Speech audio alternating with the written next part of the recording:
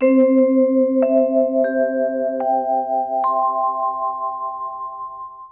आगे कथा बढ़ी।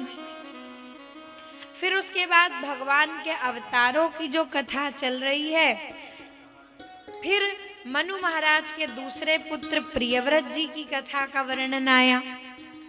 प्रियव्रत जी महाराज जब अपने कहते हैं कि रथ पर बैठ करके पूरी धरती पर घूमे, तो उनके रथ के पहिए के चलने से और धरती के टुकड़े हुए, अलग अलग 7 द्वीप 9 खंड बने। अब कई बार लोगों को ये बात नहीं जचती कि ऐसा कैसे हो सकता है भाई, कोई रथ के पहिए चलाएगा, रथ चलाएगा और धरती के टुकड़े हो जाएंगे, ऐसा कैसी बात लिखी गई है। तो ये लाक्षणिक वर्णन है, पर मैं आपको सही सही बताती हूँ कि ये कथा का मतलब क्या है। बस सरल शब्दों में आप समझते जाइएगा, बस पकड़िएगा बात को कि हम ये बार बार कह रहे हैं कि मनु जी पूरी धरती के राजा थे, बार बार हम ये कह रहे हैं कि परीक्षित जी पूरी धरती के राजा थे। तो ये बात कैसे संभव है कि एक व्यक्ति पूरी धरती पर राज्य करे? क्योंकि इस धरती में प्रकृति का भी तो अपना नियम है ना। अगर एक व्यक्ति राजा है तो धरती का एक प्राकृतिक नियम क्या है कि एक समय में आधी धरती पर दिन होता है तो आधी धरती पर रात होती है, और एक समय में अगर यहाँ रात है, विदेशों में कई जगहों पर दिन होगा। समय का अंतर है ना, प्रकृति का अंतर है। और एक राजा है अगर पूरी धरती पर, तो इसका क्या मतलब हुआ कि उसके राज्य में आधे टाइम दिन रहता है, आधे टाइम रात रहती है। तो ये कैसे चलेगा? तो पूरी धरती का राजा तो एक ही है, चक्रवर्ती सम्राट। पर जो प्रियव्रत जी हैं, उन्होंने प्राकृतिक नियम के अनुसार धरती का एक भूगोल बनाया, अलग अलग खंड बनाए, अलग अलग सीमांकन किया, सब क्षेत्रों का, अलग अलग देशों का। और फिर प्रियव्रत जी महाराज के जो पुत्र हुए, उनको अलग अलग जगह का राजा बनाया। जैसे आज डेमोक्रेसी है हमारे देश में, तो हम क्या कहेंगे कि पूरे भारत देश के, इसको अच्छे से समझिए कि पूरे भारत देश के प्रधानमंत्री तो एक व्यक्ति हैं, तो कहा जाएगा कि ये व्यक्ति पूरे देश के प्रधानमंत्री हैं। पर क्या वो पूरे देश में अलग अलग जगह जाके शासन कर रहे हैं? ऐसा तो नहीं है। अलग अलग जगहें बांटी गई हैं, अलग अलग राज्य बनाए गए हैं, अलग अलग राज्यों के अलग अलग राज्य अध्यक्ष हैं जिनको मुख्यमंत्री कहते हैं। तो सब लोग अपना अपना कार्य कर रहे हैं अलग अलग क्षेत्रों में, एक सीमा में रह के। लेकिन अंत में सब पूरे देश का प्रधानमंत्री तो एक ही व्यक्ति माना जाएगा। उनका केंद्र अलग होगा, लेकिन अलग अलग जगह शासन ना करते हुए भी एक व्यक्ति माना जाता है, और यही डेमोक्रेसी है। तो ये डेमोक्रेसी हमारे पुराणों में बहुत पहले दे दी गई। धरती में अलग अलग जो देश बनाए गए, खंड बनाए गए, मतलब उन जगहों पर एक ही व्यक्ति राज्य नहीं करता था, अलग अलग लोग राज्य करते थे, पर वो अकाउंटेबल होते थे एक राजा के प्रति। जैसे अलग अलग जो मुख्यमंत्री हैं वो एक केंद्रीय सत्ता के प्रति अकाउंटेबल हैं, वैसे ही वो राजा लोग हुआ करते थे। राज्य तो अलग अलग करते थे, पर चक्रवर्ती सम्राट मतलब पूरी धरती का राजा, और उसका जो केंद्र है, चक्रवर्ती सम्राट का जो केंद्र है, वो ये भारत भूमि, भरत खंड है। भारतवर्ष तो पूरा विश्व है, पूरी धरती है, पर भरत खंड, ये भारत देश, जो कि आसिंधु सिंधु पर्यंता यश भारत भूमि का, आसिंधु मतलब हिमालय और सिंधु मतलब हिंद महासागर, तो इसके बीच में जो भी भूमि है, जो ये भरत खंड है, वो केंद्र होता था पूरी धरती के चक्रवर्ती सम्राट का। यहाँ से धरती के शासन सूत्र संचालित होते थे। तो प्रियव्रत जी ही वो पहले व्यक्ति थे जिन्होंने व्यवस्थित किया अलग अलग जगहों को। क्योंकि ऐसा होता था कि आधी धरती पर दिन है, आधी जगह रात है। थोड़ी व्यवस्थाएं जो हैं वो किस तरीके की बनाई जाएं, इसलिए 7 द्वीप 9 खंडों पर बांटा, एक मानचित्र भूगोल बोला, ये बात है।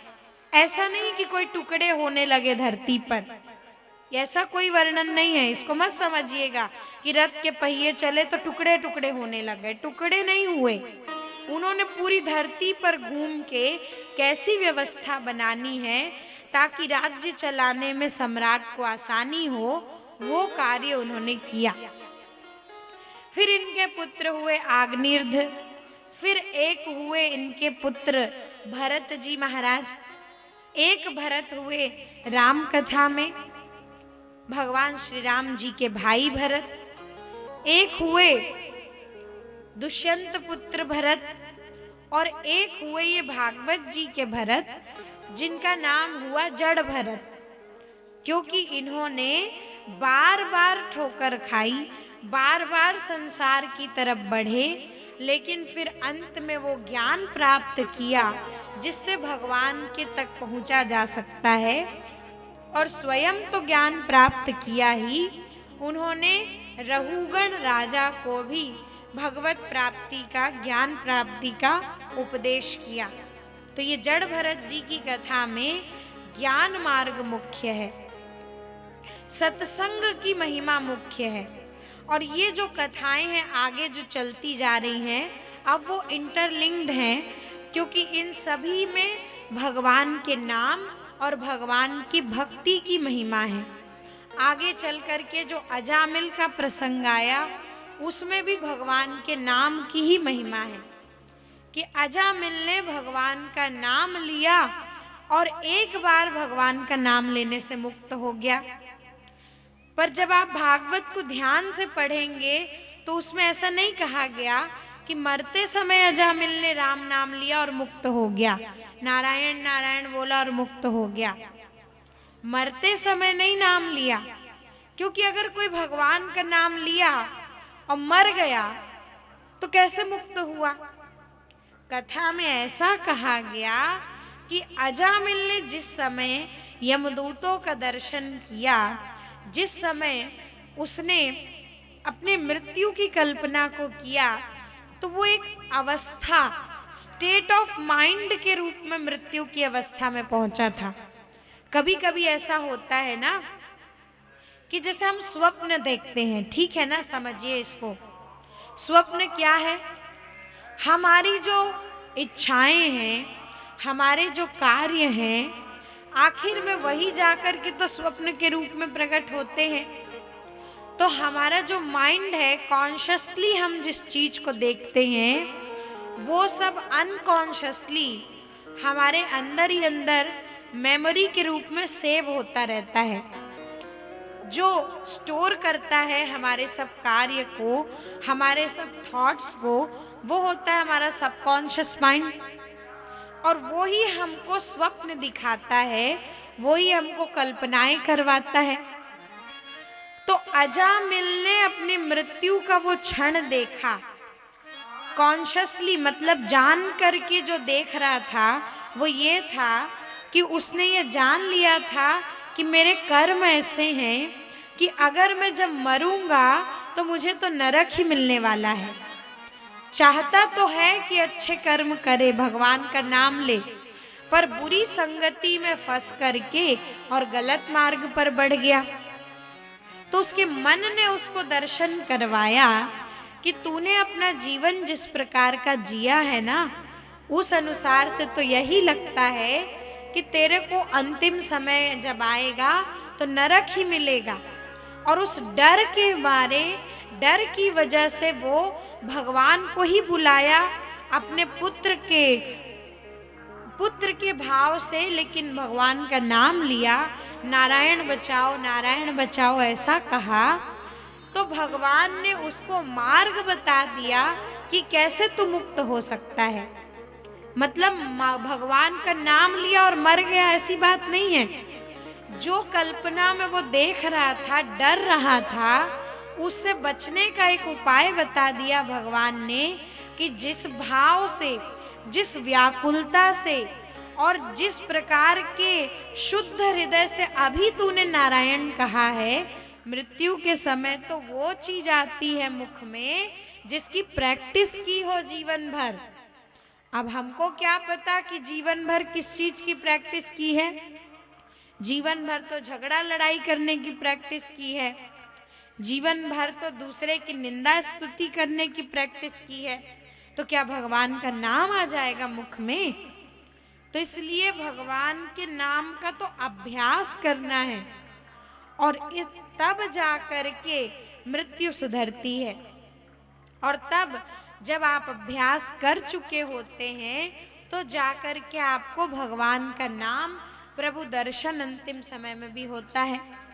और इसलिए तुलसीदास जी महाराज कहते हैं कि जाकर नाम मरत मुख आवा, जाकर नाम मरत मुख आवा, जाकर नाम मरत मुख आवा, जाकर नाम मरत मुख आवा, अधमऊ मुकुट होई श्रुति गावा, अधमऊ मुकुट होई श्रुति गावा, अधमऊ मुकुट होई श्रुति गावा, अधमऊ मुकुट होई श्रुति गावा।